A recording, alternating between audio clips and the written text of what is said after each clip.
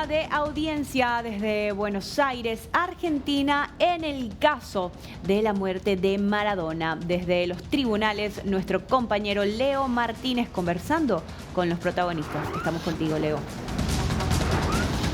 Muy buenos días, Cincia. Así es, estoy con el doctor Mario Baudri, es el abogado querellante de Verónica Ojeda. Doctor, se va a analizar en el día de hoy lo que fue el recogimiento de las pruebas en la clínica de Olivos, ¿no?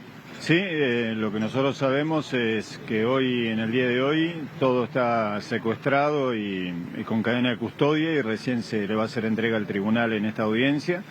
Y ahí el tribunal entiendo que nos dará vista a las partes y nos entregará copia de lo que se secuestró para ver qué es lo que había dentro del sistema, ¿no?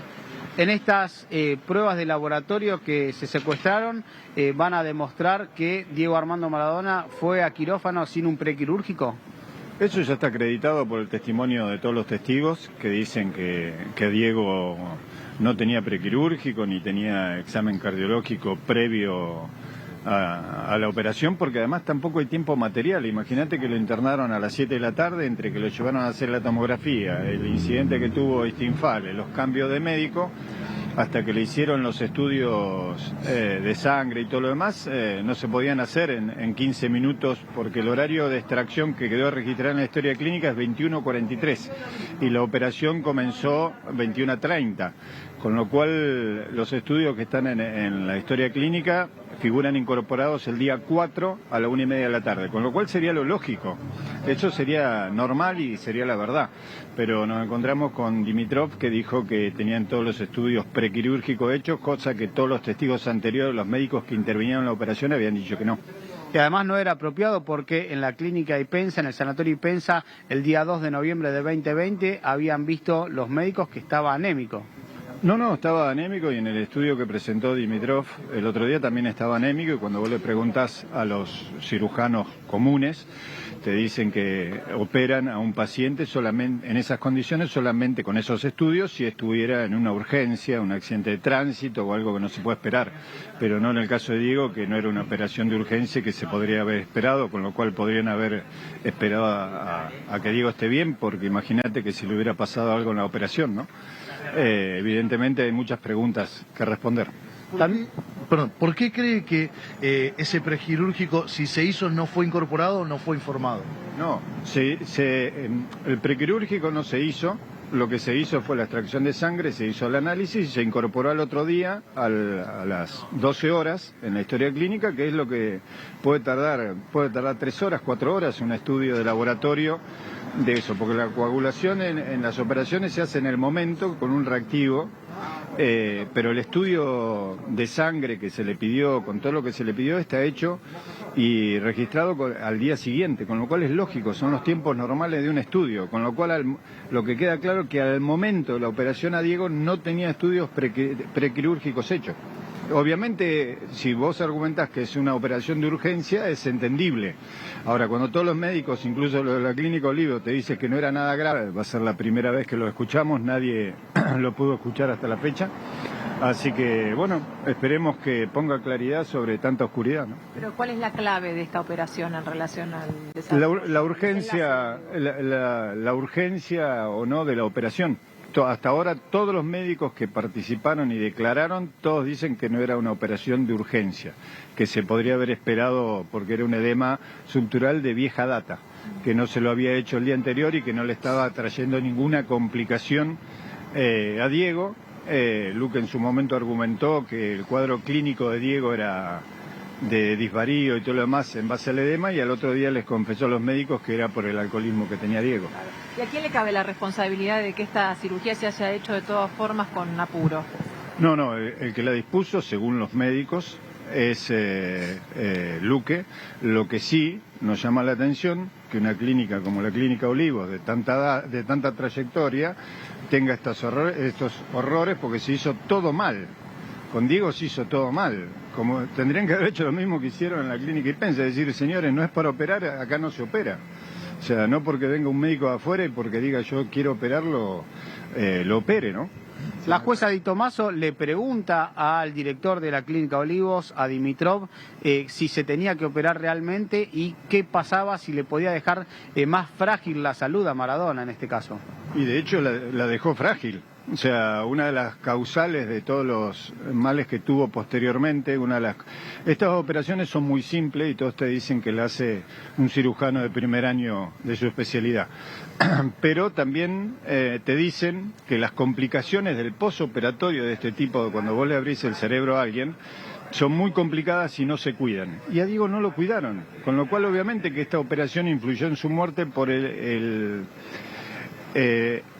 destrato que tuvo Diego y la complicación que se fue agravando de su salud. Todo ayudaba, más la medicación que se le daba, ¿no? Entendiendo que no tiene relevancia, digamos, para la querella, ¿qué consecuencias podría traerle al director de la Clínica de Olivos todo esto que sucedió estos días? Y hoy por hoy seguramente muchas de las partes van a pedir el falso testimonio del doctor Dimitrov, porque obviamente mintió. La palabra chincia del doctor Mario Baudry, es abogado querellante de Verónica Ojeda, y bueno, como él bien relataba, se espera también la declaración testimonial en el día de hoy del doctor Rubino, que es el médico que realizó la operación en la cabeza de Diego Armando Maradona el 4 de noviembre de 2020. Así es, Leo, un día clave, estaremos muy atentos desde acá para conocer más actualizaciones de cómo se va desarrollando esta nueva jornada, este nuevo caso por la muerte de Maradona. Gracias, Leo. Hasta luego. Doctor, se ha allanado la Clínica Olivos y ustedes, por las defensas, venían poniendo en foco la labor de la prepaga Swiss Medical y la clínica, obviamente. Sí, desde ya. Nosotros veníamos poniendo el foco ahí porque la participación de la prepaga, del personal de la prepaga en la internación domiciliaria, por más que la quisieron ocultar, era evidente. Lo que necesitábamos era justamente recolectar más información. Por eso la verdad es que hay que poner de manifiesto el excelente trabajo de los fiscales, del doctor Patricio Ferrari, al pedir ese allanamiento y el tribunal al ordenarlo. ¿Saben por qué? Porque la documentación era incompleta. Entonces, esto demuestra que hubo una participación activa de los médicos de la prepaga y de los médicos tercerizados por otras empresas a cargo de la prepaga en esa internación domiciliaria, y quedó demostrado que en esa internación domiciliaria había una coordinadora médica, había un médico clínico, había un neurólogo, un nutricionista y un kinesiólogo, además de los enfermeros, y de Cosachov como psiquiatra y Díaz como psicólogo y Luque como médico de confianza. Es decir, se conformó un equipo. ¿Se ocultaron comunicaciones? Porque se habla de unos mails, cientos de mails que se han encontrado y que aparentemente se cursaron entre Forlín y el médico clínico que atendió a Maradona. 500, más de 500 mails hay entre algunos de los imputados que pertenecen a la empresa de medicina prepaga. Yo no sé si decir que se ocultaron. Lo cierto es que no estaban en la causa y es información que sí estaba en la Clínica Olivos, y seguramente hay más información en otros lados, porque la actividad de los profesionales de la salud que puso la prepaga en la casa de Tigre fue activa, fue diaria. Los enfermeros reportaban diariamente al médico clínico y al neurólogo y a la coordinadora médica el estado de salud del paciente. Todos los días había un informe a través de un chat. Además estaba la obligación de enviar los informes por mail. Además hubo un pedido de estudios por parte del médico clínico que no se hizo efectivo. Ahora, con esto yo no quiero decir que la culpa, la responsabilidad penal es de ese médico clínico. Tiene que dar explicaciones acerca de por qué no se pudieron hacer los estudios que él indicó. Es decir, él del día 2 indicó estudios. ¿Y qué pasó? ¿Por qué no se hicieron? ¿El paciente no se los quiso hacer? Bueno, son explicaciones que tienen que dar todos. Acá hay un rompecabezas que hay que armarlo con todas las piezas para después poder atribuir responsabilidad penal si es que existe. Pero era una locura que se estuviese mirando esta historia de manera parcial. No se miraba la mitad de la otra historia. Acá hay 7 personas en este juicio y cada uno tiene que dar respuestas por lo que le tocó hacer, si lo pudo hacer o no lo pudo hacer, y dar explicaciones. Doctor, el doctor Dimitrov en su declaración señaló en reiteradas oportunidades que Luque y Kosachov decidían cuál era el futuro de la externación de Maradona y que si ellos dos no hubieran estado, ellos hubieran hablado con más vehemencia con la familia, con más fuerza con la familia. Bueno, eso no es tan así. Lo cierto es que el doctor Dimitrov dijo que la participación de la familia fue activa, y acá hay que decir una cosa con claridad. La opción no era una clínica de rehabilitación o la internación domiciliaria. Digamos las cosas como son, como lo dijo Villarejo, como lo dijo Dimitrov, como lo dijeron todos los médicos de la Clínica Olivos que no están imputados. Maradona se quería ir a la casa, ya no tenía motivos para estar internado en la Clínica Olivos y se quería ir a la casa. Así que la opción era la casa, solo, en Campos de Roca, en Bransen, donde tomaba alcohol, donde todos vimos cómo se fue deteriorando, o algo intermedio, porque la clínica él no la aceptaba. Entonces las opciones eran la casa o una internación domiciliaria. En forma conjunta, la psiquiatra, el médico de confianza, el psicólogo y la familia decidieron que armar una internación domiciliaria en una casa que no fuese esa y que esté más cerca de la familia era mejor opción a que el paciente se vaya a la casa. Por eso es que hay un pedido de internación domiciliaria del día 4 de noviembre y ese pedido incluye médico clínico, médico neurólogo, enfermeros, la disponibilidad de hacer estudios que se fueran necesitando y una ambulancia a disposición del paciente. Vamos, era la mejor opción antes de que el paciente se vaya a la casa. Ahora, si alguien viene y les cuenta otra historia distinta a lo que pasa ahí adentro, ¿Pero una puede ser. internación por la fuerza no era una posibilidad? Bueno, ese es un punto muy interesante a desarrollar. Para internar compulsivamente a una persona hay que vulnerar la autonomía de ese individuo y para eso se tienen que dar ciertos requisitos. La ley argentina es muy clara. Para internar compulsivamente a una persona se necesita la autorización de un juez y la familia se negó a judicializar el caso y además la ley de salud mental, tan cuestionada, tan charlada, tan debatida en estos tiempos, exige que haya una situación de riesgo cierto inminente para sí o para terceros que implique la posibilidad de que el paciente se quite la vida. ¿Eso no había con Maradona sabiendo del cuadro?